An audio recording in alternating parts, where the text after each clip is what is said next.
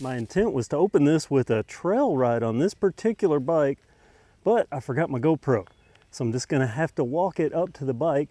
Today I wanna talk about where we stand in the big box bike world, because we have some really good big box bikes, some what I call traditional big box bikes, and then bikes that kind of sit in the middle. Bikes like this this is the Hyper Explorer, the Explorer Hardtail.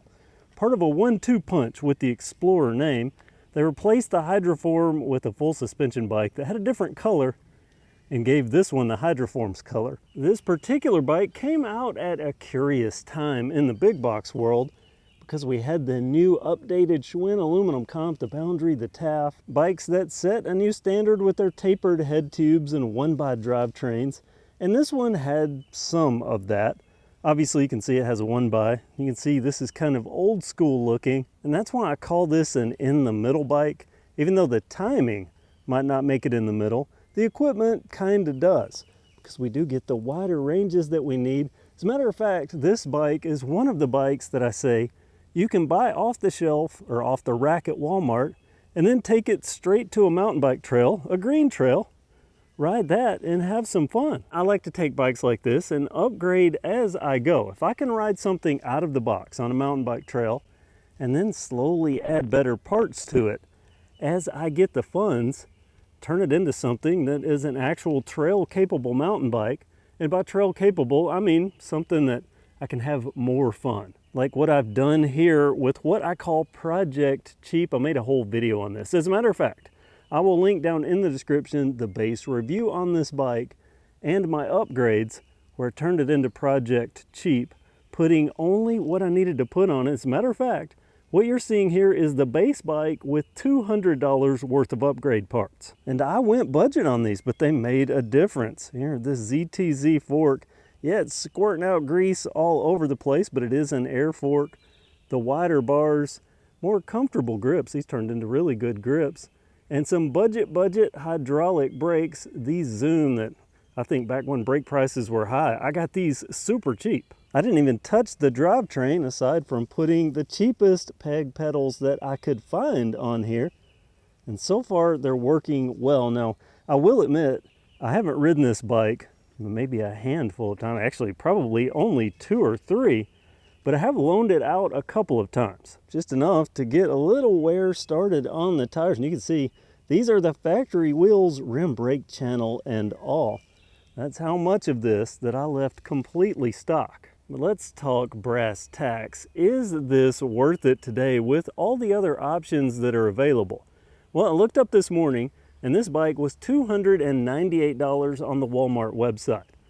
While there are other bikes that I regularly see on sale that I would choose over this, if you only had $298, and don't comment and say, well, there's a $350 bike right now. Trust me, I have lived the life of budget, and that extra $50 can mean the difference between eating and buying a bike and not eating and buying a bike.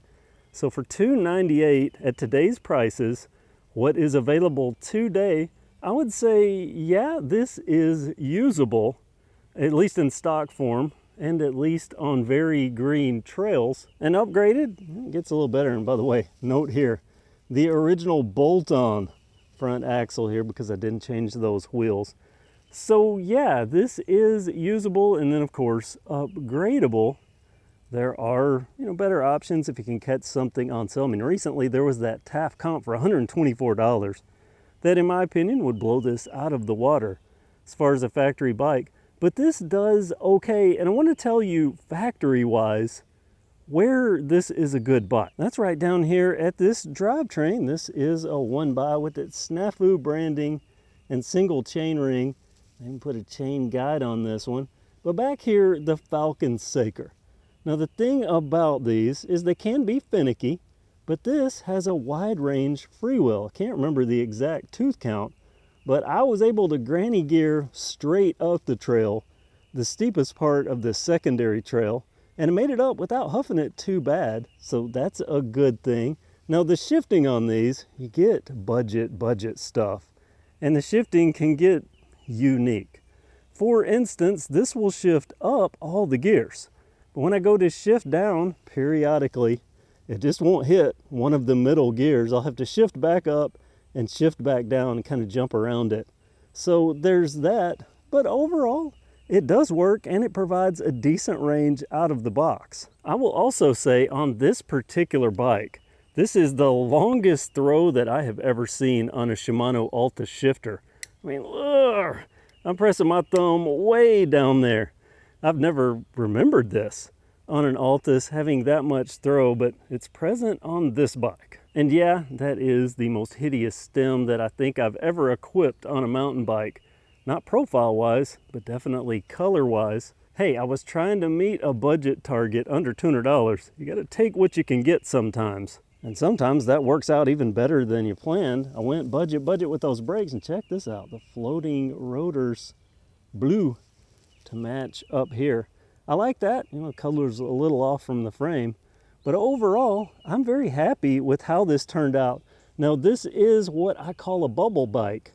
When I was going through my basement of bikes, there are bikes that just don't ride, and I consider selling every now and then. I've had a couple of people try to buy this from me, but things just didn't work out, so I've held on to it. But it's still on the bubble. Thinking about getting rid of it just because I don't ride it. But for what it is, you know, this is not bad. It's not the best, but it's definitely not the worst. As I've said, rideable on green trails out of the box. The green trails out here at Wildwood, especially the new ones, this does well on. And add just $200 in upgrades. I've added those, and it is very comfortable to ride. Very, very comfortable, very usable. I can go a little faster on those green trails and have more fun. That's all I have to say on this. Just looking over the pricing today, it being marked down to $298, and then me coming across it in the basement as I was walking through bikes that are kind of at the very back. I remembered, oh yeah, this bike I haven't ridden in quite a while. As a matter of fact, other people have ridden it before me because it has been a long time. But it's still an okay bike. What do you think? I'm talking both in terms of project cheap and this Hyper Explorer just as it is. Is it worth it at $298? That's it for today's video. Stay tuned. I have plenty of new videos coming, including some full edit videos. You know, I do these kind of film them on the spot videos, but then I do my full edit videos where they're planned out, better produced, and so on. I have videos on the Rough House. That's one of those well-edited videos.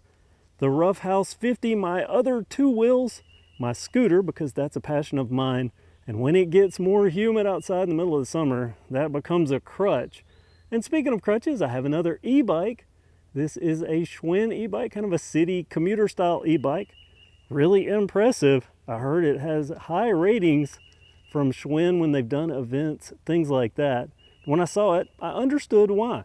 So you'll see that and a surprise or two coming. So stay tuned, make sure you're subscribed, give this video a thumbs up. Let me know what you think about this bike, project cheap and Hyper Explorer as it is from the factory. $298 right now, put a link down in the description. Have a great day.